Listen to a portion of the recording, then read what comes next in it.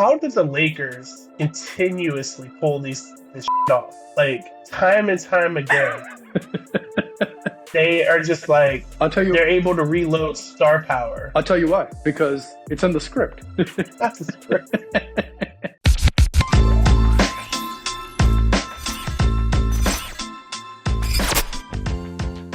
What is going on, everybody? Welcome back to another episode of the Think RBA podcast. As always, it's your boy Ken. With me, my man Hack. Little different setup, but we still come with the same takes today, sir. You know, we've been talking a lot of football lately, which is, you know, kind of my world. Mm-hmm. It's time we move into your world. Because today, as we're recording this evening, NBA trade deadline, it's been a wild week across a lot of different industries, but definitely in the NBA, the landscape has changed. Mm-hmm. And just to preface this before we jump in, you know kind of generally, obviously we know about the big trades, right, that we're going to start with, but there's some other interesting trades that happened throughout the day that you really didn't keep up with, right? No, I've been busy coaching all day, youth basketball. So I saw the alerts, but I haven't had the time to do a deep dive into it. So I figured this is a good opportunity to get into those conversations. Oh yeah, and some of these may surprise you because I'm not sure that you even saw everything. So let's go ahead and obviously, like the first place we have to start is your man Luka. And Yes. all I gotta say is at least Trey's team didn't give up on him. Okay. All right. Trey's team did not look at him and say, "Quote, he's too out of shape and we're worried about his body." Mm-hmm. And then we're going to give up on him by just trading him away for an older Anthony Davis. Okay. Is that it? I mean, I just wanted to throw it out there. Is that all you got? I expect more from you. I mean, look, if he was truly a superstar, you don't get rid of superstars. But is that all you got? I got plenty more in the chamber, so I might just sprinkle them out throughout the entire episode. Sure. No, actually, I'm glad you are going to do that because it's simple. This is when I saw the news come in, right? I was awake at that time and it came late night. And I saw the immediate alert as soon as it came up. And as soon as I saw it, and my son was awake, Tage was awake with me actually. And I started going, yes, let's go, yes. That was my initial reaction. And he was like, Dad, what is going on? What are you doing? And I was like, Luka got traded to the Lakers. And he wouldn't believe it. So I had to show him the alert and all that. And he's like, why are you so happy? I was like, well, let me tell you why. And this is why I saw you and Jay going back and forth. So I didn't want to say anything because I had a lot I wanted to say, but I didn't want to reveal it. I know we would talk about it. And bro, this was the best thing that could have happened to Luke. This is literally the best thing ever. He goes, one, we all understand that the GM for the Mavs is on the same prescription plan that the Giants GM is on. Whatever drugs they all taken together must be on the same plan, right?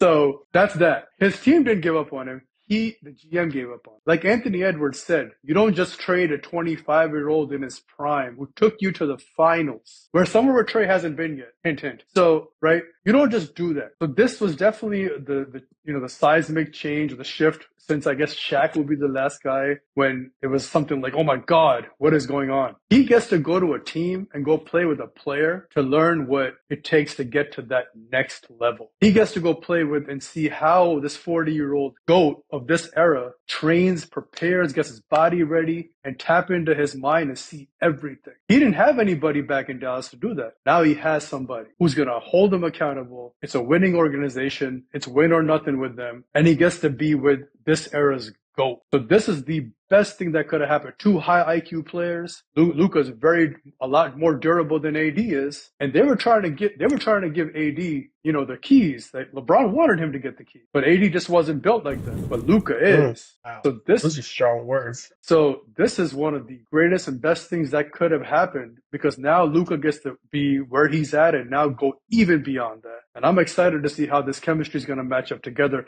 Just the IQ of both of these guys, like both of them are like, almost like synonymous with each other, except one plays above the rim. But Luka is no less, man. He can play everything else besides really high above the rim. So both of them together, man, I'm excited. And I would love to see the evolution of that next era or the next phase of Luka's growth and development, especially being with an organization. Listen, Mark Cuban left and shit hit the fan. That's how I look at it. So I'm super happy, super excited. This is one of the best things that could have happened to him. I'm very disappointed with the way it was handled from an organization. Just from an organizational standpoint, right? You make a mockery out of the whole situation. Well, if anything, this is going to be, I don't know, this was the best thing you could have done for him, right? You could have sent him to a worse team, not play with this era's GOAT and just play with whoever. But you sent him to a place where he can now take his talents and even just take it higher up. So what I'll say is this, Luka is in a position once again to sniff the championship, to sniff the finals, whereas Trey is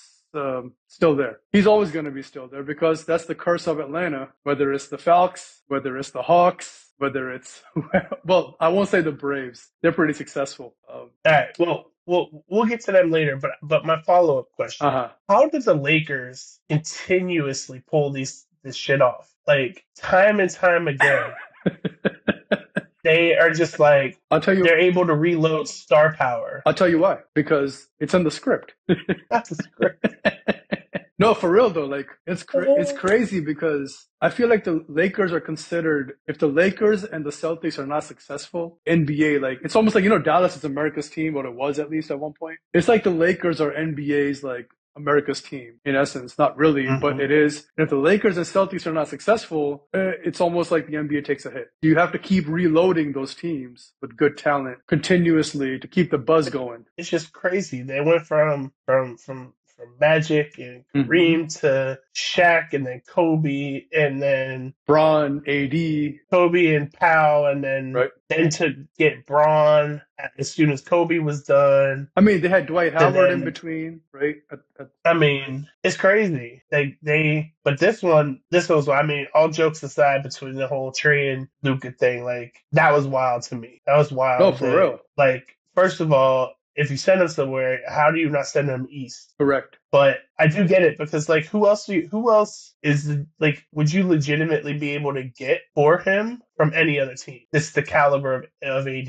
I mean, there's only one other guy I could see if they want a big, maybe two that they could have possibly approached. One would be Giannis, right? And I don't think that's not going to happen. Well, we all thought this was never going to happen. So anything can happen. Embiid? Yeah, but he's been way too injured. I mean, right.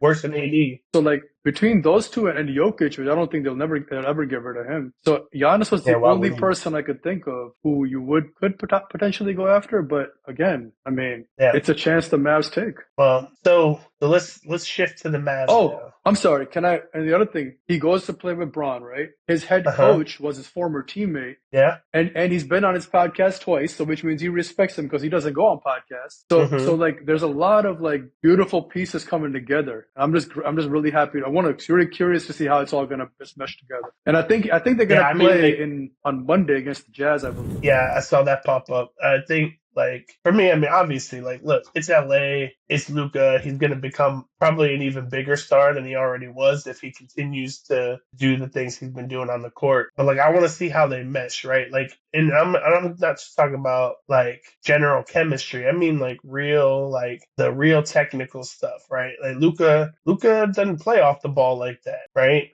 Bron, he can adjust. He's going to play on ball too, right? So Luka's going to have to learn how to play off the ball. Now, who better to work with you than your coach, right, and former teammate to be able to help you get to that point and possibly take his game to another level? Who knows? But, like, I agree with you. I mean, if there was a situation for him to go to, like, you're freaking LA, man. Like, this. Well, not even that. You get to play with this era's GOAT, right? You get to learn pick his mind and just learn, go to dinner and all that. Break film with him, break down film with him and JJ. Shit. You're watching Mind the Game. Can you imagine? Ooh, like, they should pay me to sit in that room. I was going to say, they should just make an episode of film study, just watching film and talking about it. All three of them. Right. And then last point on the Lakers, real quick. This is just my own personal. One of the guys that they got in there was Markieff Morris. And it's always good to get a big enforcer who can play that, like, tough 3-and-D. So that to me was another like little win in there for LeBron and the Lakers. And they got rid of D'Lo though. So that's Yeah, they got rid of D'Lo earlier in the season, but I mean they've been fine without another 5 seed right now. Yeah. But now they got, with Luka coming back, I mean, you got your point guard, got your primary ball handler. Yeah, and they definitely don't need a D'Lo. They still kept Reeves, right? But they got rid of Necht. And listen, Yep. they have the X Factor. You know the X Factor? Bronny. Yes, sir. I'm done with you. All right, let's go to the Mavs. We got a lot to go through. All right. So Mavs get Anthony Davis, Max Christie, and a first-round pick. How do Anthony Davis and Kyrie mesh together? Because similarly, as what I was saying with Luka, Kyrie's been shown to be better when he's off ball. Now he's going to be put on ball. Are they going to mesh well together? So, out of this whole fiasco, there's one person we never heard from. His reaction. Kyrie. Yeah. The guy who's going to be impacted the most out of all this. Yeah. We never heard his reaction. And that's what I'm really curious to see. Like, what does he think of this? Nobody asked him. So I don't know. It's difficult to say, man, because again, like a lot of it depends on AD's durability, right? It's tough. It's tough. I will really need to see a game to see how they mesh together, just to see how they move on the court together. I think it can work because, again, both of them have played with Braun, so that's the common link that kind of connects them. But at the same time, right, this Kyrie is not the same Kyrie that played with Braun. Right. So it's really tough to predict. I know they're both great players, and they'll figure it out, right? AD is he's versatile. Kyrie can be versatile. It's just them having to figure out the balance and whatever that balance means with the surrounding pieces. So I think the Mavs are going to have more short-term success than the Lakers. Agreed. I think short-term, probably even potentially through the playoffs. Like I think the Mavs are playing for now, while the Lakers are playing for the future. Because again, LeBron's what? 40, 41, whatever he is, like he's 40. He's not going to be there much longer. So you got to be able to still be competitive, but set yourself up for the future. That's when you go get a 25-year-old star. I think the Lakers are going to take longer to gel. I think the Mavs, when you got Kyrie, you got AD, plus, don't forget, Klay Thompson, who I think he had like 25 leading them to victory over Boston tonight. So, they still got some ballers on that team now. Now, it is interesting that, at one point they had Jalen Brunson and who was it? Jalen and Luka and Porzingis. I think, and it's just crazy how that team is gone now. But either way, I think the Mavs, to me, they have a better shot at winning the chip this year than the Lakers. I don't think they're going to win the chip, but they may get further into it. I didn't say they were. Okay. I said they have a better chance to win the chip than the Lakers. Okay. I don't think they have even close of a chance to even get that sniffed at anymore because Luka single-handedly carried them last year through the gauntlet that he went through. I just don't see it coming because Kyrie was very inconsistent. So I don't know. We'll see. But I do agree that they will have more short-term success, immediate success, whereas the Lakers will have a little bit more long-term approach to the whole thing. But I do feel bad for Luka. I heard he just bought a house recently for like $15 million, but bro, really? But really. Listen, man, it's tough when you settle your family and you have to move everybody like that. It's not easy. They're human beings at the end of the day, right? So look, I hear you. However, I think that they'll be just all right. I think they'll be all right, but still, like you build a life. No. You built this life. I don't. I feel bad for people who have to move for other reasons and don't have the means that Luka has. I can't feel bad for that. There's also that. Okay. There's also that. He'll be all right. Yeah, he'll be fine. How about this though? They're not far off from potentially playing each other in the playoffs. Imagine. Oh, really? Imagine the Lakers Mavs playoff series. Bro.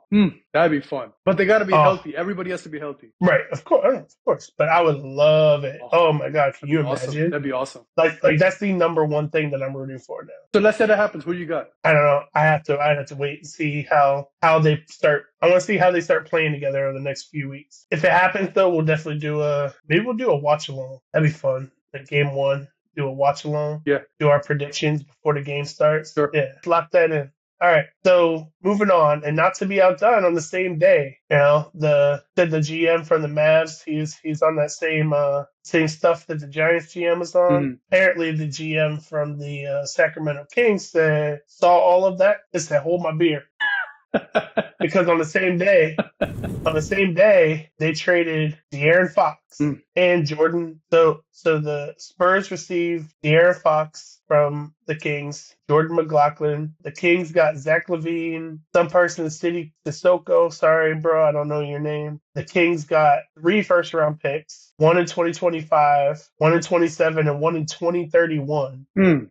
Hey, that Crazy. might be the age draft class. No, just For real, like for real. And then 3 second-round picks. Mm. The Bulls got Zach Collins, my boy Kevin Herter Mm. back in the day, Trey Jones, and a first-round pick. So, but basically, it boils down to the Spurs got De'Aaron Fox, the Kings got Zach LaVine, and now we have another duo in the league, De'Aaron Fox, Wemby. How do you feel about this one? Bro, and they have CP3. So De'Aaron Fox can learn. Oh, that's right. I forgot about CP3 too. Yeah. Yeah, and so De'Aaron Fox can learn so much from that veteran right there to Yeah. take his game to the next level. And between him and Wemby, bro, inside, outside, everything's covered. What do you need? What more do you need? Right? So, I mean, I'm excited to see that. I think Spurs basketball got exciting now. Okay. And I think the Kings Spurs just became mid-range masters. not mid. They got Not mid-range. they got DeMar DeRozan and they have Zach LaVine. So Zach can shoot a couple, he could shoot threes, but I think the mid-range game right there is, they have DeMontis too, right? Yeah. So cool. So the question is, right now the Spurs are on the outside of the play-in, all of it. Are they going to be good enough to become a potential playoff team? Again, I think it depends on chemistry, right? How quickly they gel together, all the other dynamics. De'Aaron Fox is used to playing a certain style of basketball, right? The Kings are not known to play that Spurs style of basketball. So how quickly can he blend into that system? And that's what's going to determine how successful they're going to be. I forgot that the Spurs have Harrison Barnes too. Correct. They have some good pieces. Well, you know that they played a game together already, right? Oh no. And that game was against Atlanta. Okay. And the Spurs won 126-125. Okay. Wemby put up 24 points, 12 rebounds, and De'Aaron Fox put up 24, 13, and 5, and 3 steals. So wow. They're off to a start. And the best part about them is that it's a young team, just like OKC. And just like always, Trey put up 32 and 12. But still can't make the All-Star team, huh? Yeah, we'll talk about that on another episode. Okay, so Spurs, you said you said it depends. I need you to make a decision. Playoff team or not. How many more games are left? About 40-ish? 30-something? No, less than that. And how far down are they? All right, hold on. I'll tell you here in a second as I get there. They're like right under the play. Oh, like at the cusp? So the Dubs are the 11th. They're at 25 and 25, so we'll get to them later. The Spurs are 22 and 26. So they're like basically 2.5 to 3 games behind everybody else. I mean, the Kings are in, right? Even the Suns are like the 10th seed right now, which is crazy when you think that they got AD and Book. That's nuts. And Beal. I mean, so here's the thing, right? And we're going to talk about the Dubs trade here in a little bit, but you got the Dubs and the Spurs who are both out. Then the next couple teams in, Minnesota, Dallas, Sacramento, Phoenix. Are 2 teams really coming out of that? So you said Sacramento, Phoenix, and Dallas? And Minnesota. That's tough. And also, and Minnesota has the best record. I think the other thing that depends is what each team's schedule looks like going forward, right? Are they going to have a tough schedule, easy schedule, whatever the case is? Yeah. I think if not this year, for sure next year. Yeah, I think that it might be too little too late this year. Yeah. All right. So moving on, so we got a few more trades. The most exciting trade, the Hornets swapped second round picks with Thunder. Wow. Oh, I'm just kidding. Just kidding. Some of these we'll just run through. The Mavs also took Caleb Martin from the 76ers. Sixers get Quentin Grimes, second round pick. Daniel Theis got traded to the Oklahoma City Thunder for cash considerations. The Kings got Jonas Valanciunas from the Wizards, and the Wizards got that guy, I couldn't say his name, Saidi Sissoko. Okay. So he got traded twice, bro, in like 3 days. So did somebody else today. Was it PJ Tucker? He got traded twice. Schroeder and Tucker. Yeah. How about Jonas Valanciunas next to Sabonis? Yeah, that's good. On the Kings with Zach. That's a deep bench. You got a deep bench. There's a little potential there. Yeah. for sure. There's a little potential there. I mean, I'm pretty sure they got a couple other bigs too. So it's like, how do you build a rotation around that? Mhm. But they might have enough ammunition to stay in. I don't know if they're going to be able to hold off Golden State, but we'll have to see. Mm. So Like the the beam, brother. Celtics trade. Like the beam. The Celtics trade Jaden Springer to the Rockets. Your favorite team, the Washington Wizards, landed Reggie Jackson, the veteran Reggie Jackson. That Reggie Jackson. He's still in the league. Still in the league. From the 76ers. Really just a lot of swapping of picks. KJ Martin, KJ Martin's son, got traded to the Pistons. Pistons also got and then he got flipped again? Jeez. So KJ Martin went to the Pistons, but then the Pistons sent him to the Jazz for Dennis Schroeder and Lindy Waters. The Raptors got PJ Tucker. Heat got Davion Mitchell, which I think was a low-key, sneaky pickup. Davion Mitchell he's a decent guard. I mean, he's got a good game. Oh, then they expanded this trade. That's why. It's like it's showing things in order, but then they expanded it. So let's just scrap all that. And let's just talk about the last big trade, the most recent big trade of the day. Before you do that, there was I think 3 teams that actually. Oh yeah, wait, you're right. There's some missing here. Yeah, there were I think 3 teams that made some big moves from the alerts that I saw. Wait a minute. And I'm on NBA.com. Oh, you know why? It says every official deal. And there are some. I heard that there were so many flurry of trades today that the official trade phone at the league office was backed up. So some of those are not quite done yet. Okay. So, because I was going to say there are 3 teams that I saw that got a little bit more. I was intrigued to see what they're going to look like. The Raptors. Yeah. No. Yeah. I went to now I'm on the reported trades, not the. Okay. But real quick, it was Raptors, Hornets, and Bucks. These 3 teams, I'm excited to see what they're going to look like. So if you want to go through those 3, those would be good to go through. The Milwaukee Bucks trade, they receive Kyle Kuzma, Patrick Baldwin, Jericho Sims, second-round pick. The Wizards get Chris Middleton, A.J. Johnson, and a first-round pick swap. The Knicks receive DeLon Wright, cash consideration. DeLon Wright is a nice bench piece for the Knicks. Don't underestimate. You don't sleep on him. Don't sleep on that. So no, I think the Bucks also may have received Kevin Porter Jr. if I'm not mistaken. And it might be in another deal. Okay, might be in another deal because I know the Raptors. They got PJ. They got this other.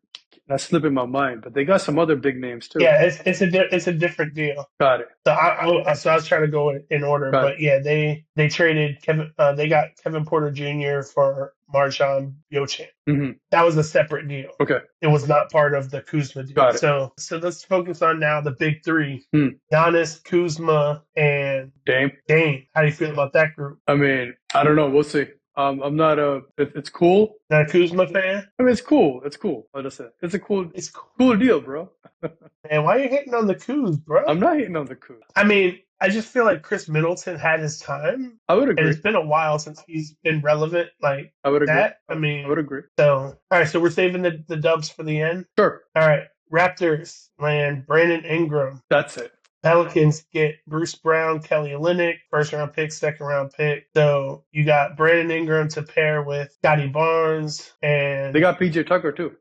See, the PJ Tucker's name was in like 5 different things. I think he eventually landed with them. You think he eventually landed with them? Yeah, I mean, because where's he at here? I saw him. Yeah, that was a separate deal. Okay, that was part of the. It was tied to the.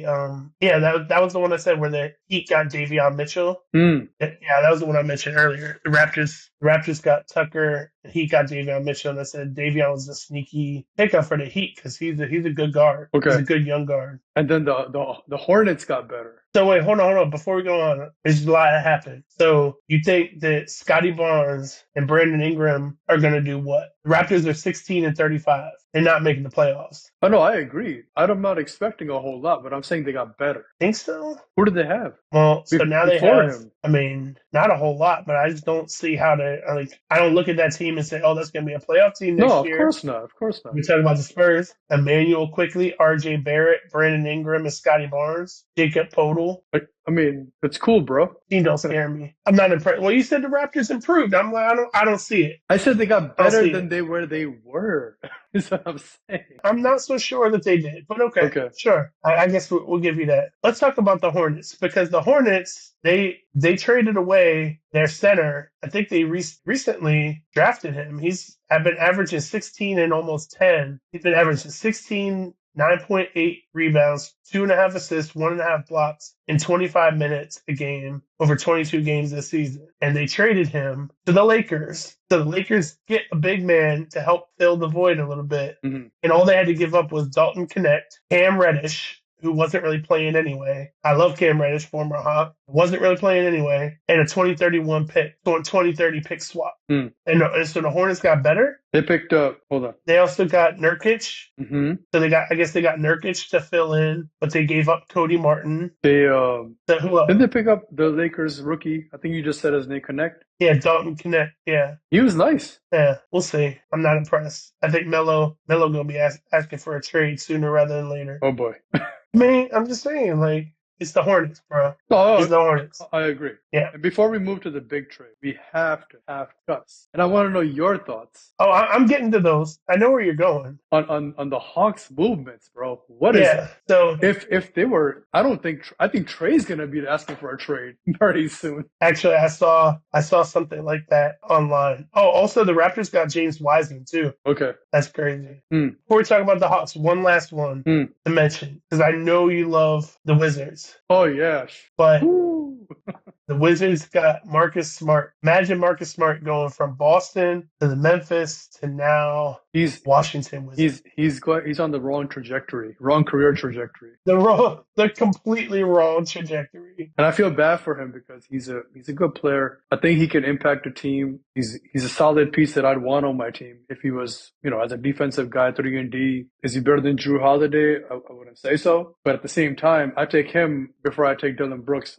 That's me though. Mm-hmm. But I'm sorry, Marcus, right? Just on the wrong side of this whole thing happening. So now let's get into the Hawks because I was gonna go there. I wasn't gonna skip over it. I'm gonna step up in the batter's box and take my hits. So I'm gonna start with my Hawks trades with the one that did not bother me as much, which I thought was crazy because he's one of my favorite players, and that's the Hawks trading Bogdanovich to the Clippers.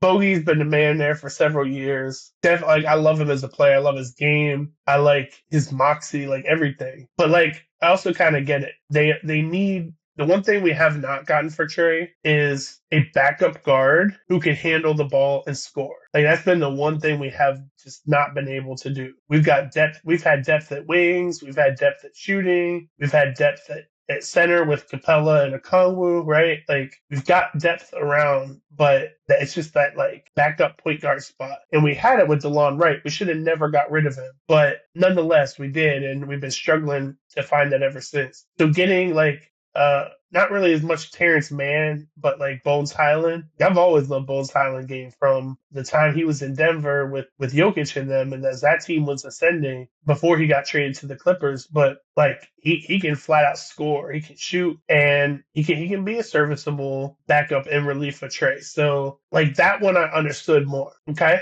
that makes sense. Yeah, sure. So what I was gonna say was when you said the one thing they haven't been able to get for Trey, and I was gonna say help because. Well, that's true too. Those are facts right there. The one that did not make any sense to me was why you would want to help Cleveland Cavaliers get better. Like they're already the number one team in the East by record, right? Mm-hmm. I mean, something like that. Yeah, they're 41-10, bro. Like Boston is the next closest. They're 36-16. The Cavs are 41-10. They're beating teams by an average of 10 points a game. Like, why would you want to help them get better? And they just said, "Here, we'll give you DeAndre Hunter." Who, by the way, like if you're a casual fan, that's fine. You don't know. He has been balling out this year. Like he was a top 5 pick, and he went from being a starter to on the bench this year, and still, as he was coming off of the bench, having his best season of his career. 19 a game, 4 rebounds, 1.5 assists, 46% shooting. and you just give them to the Cavs. He must be on the same prescription plan. Must be a joint plan, family plan or something. I heard Chuck, the guys, they were talking about it, and they said, I don't know what he said. I don't know what the hell the Atlanta Hawks doing. Like, bro, do you understand that they have a too deep lineup? They go. This is their starting lineup: Darius Garland, who's an All-Star; Donovan Mitchell, who's an All-Star; DeAndre Hunter; Evan Mobley; Jared Allen. Evan Mobley's an All-Star. And then when you go to their backups, they've got Ty Jerome, Max Strus, Isaac Okoro. I think he's a former Hawk too. Tristan Thompson. Who? Okoro. No. He got drafted by Cleveland. Okay. Yeah. But like they're deep, bro. They're deep in experience, and again, like they were 41-10, and now you add one of the best 3-and-D players in like bench players in the league. That's crazy. I don't know what Atlanta was doing with that one. That one hurt. And the Cavs got DeAndre Hunter. The Hawks got Karis LeVert, who was good like 6 years ago. Right. Gorgeous Yang, or not gorgeous, George's Yang or whatever. 3 second-round picks and 2 pick swaps. So clearly we know who won this trade, not the Hawks. I knew the Hawks were going to be involved. I did not realize we were going to be sellers. Like, if it were up to me, I would have packaged like Clint Capella, Hunter, and Bogey for another star, like another player. I mean, it was tough. So we lost Jalen Johnson. I don't know if you saw that. We lost him for the year because he's kind of like the second now, like up and coming star along Trey. So I would have packaged those guys for a third. And even if we have to wait till next year, we'll be ready with that big three next year when Jalen comes back. But I feel like I think we kind of sold off, and I don't know where the assets will be, minus if the one thing I didn't look at, I'll be honest, because I was also busy with these basketball game and football practice, is how much money we save. So essentially we could be there to absorb a big contract. You know what I mean? You know what I'm trying to say? What I'm saying, all I'm hearing is that time is basically at some point in the near future, you may be looking for a new point guard because your current point guard might be wanting to leave. That's not what I was saying at all. You did not hear me. That's all I'm hearing. No. The dysfunctional front office of the Hawks. Or it might be some free agents. You know who would look really good playing in the A? Anthony Edwards. Yeah, they're not getting rid of him. I mean, yeah, I never thought the Mavs would get rid of Luka That's either, true. And here we are. That's true. You can't say that anymore.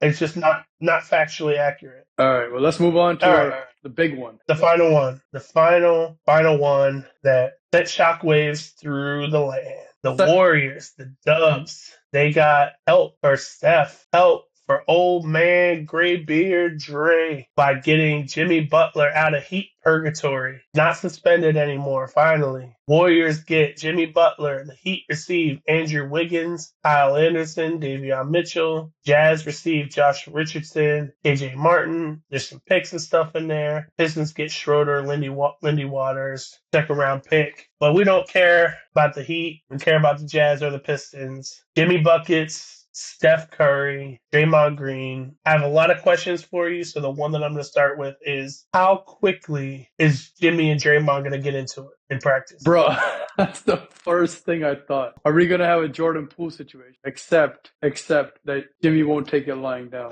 I mean, so I could see that practice getting very nasty very fast. Even the first one possession in, and boom. I mean, they're both fiery players. They might actually gel in that aspect because they're both going to hold everybody to this higher standard of playing and practicing. So it's one of those things, right? Like you have two flammable liquids. You don't want them to touch each other, but you do want them in the same arena so you can utilize them. Wow. It's like you have to be very careful how you use these tools. Yeah, it's a science experiment. Right. And Steph may be the buffer in between that can help mitigate and keep peace amongst these two very aggressive individuals. Well, he's going to need to. But so speaking of chemistry, now we're talking about that, how do you think their chemistry is going to be on the court?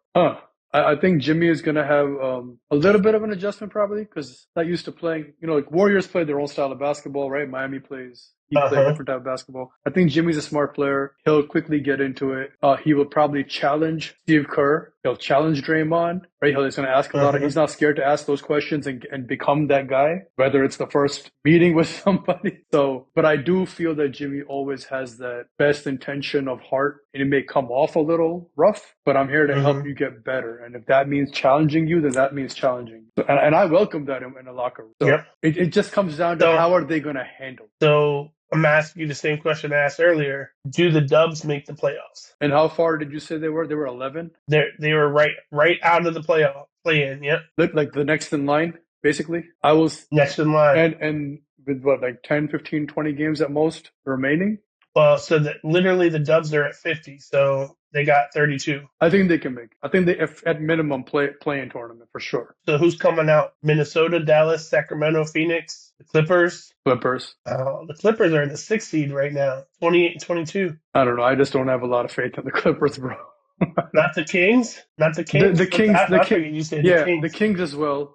I would say the Kings too. One of those two teams, and dare I say, and maybe the Mavs. Wow, no, that's not gonna happen. Okay, all right. So I think Jimmy's gonna be fine. I actually don't think it's gonna be a huge adjustment period. I actually think he's gonna thrive. Like he's a better Andrew Wiggins. Right? I mean, like, it's not like they went and they traded for another point guard. And it's like, oh, we got to figure out how to make these 2 point guards work. It's like, no, you got Steph up here, you got Jimmy over here, and you got Dre down here. And, like, I think they're going to be just fine. Actually, I think they're going to thrive. I think they're going to thrive. And, I mean, their window is probably 1 to 2 years. And obviously, they have a lot of faith in Jimmy because they gave him an extension through the 2027 season. But that's looking like that's the window for the Dubs as we know them, right?